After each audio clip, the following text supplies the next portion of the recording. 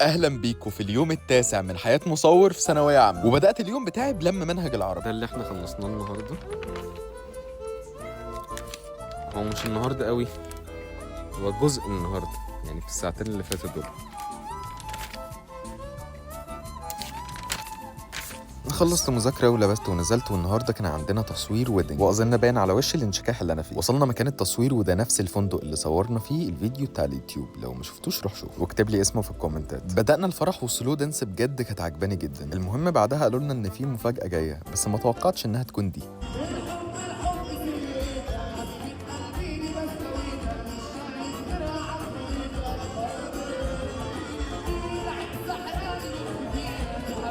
لا وده كمان شالوه من على الارض، فتمام.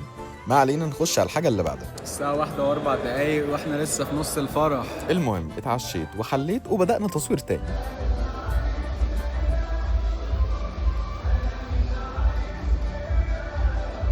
فمش محتاج اقول لك انك لو فرحك قرب مفيش اشطر مني تجيبني كميديا كافريج في فرحك. المهم خلصنا المفاجاه الاولى وقالوا لنا في مفاجاه تانية، بس المره دي ما توقعتهاش، وبجد كنت مبسوط. وقف الفيديو وخمن في الكومنتات وشوف توقعك صح ولا غلط.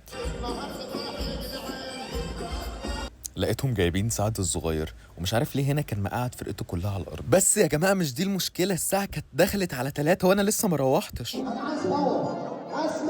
سعد الصغير عايز باور وانا كنت هموت وانام اصلا. المهم ان اخيرا خلصت. احنا لسه مخلصين الساعة 3:30. طبعا انا مروح ومفيش حتى قطه توحد ربنا في الشارع، ورساله لمراتي المستقبليه اتفرجي جوزك كان بيشقى ازاي، اتفرجي. بس كده، وجبت حاجه حلوه لاخواتي وروحت. اعمل فولو بقى.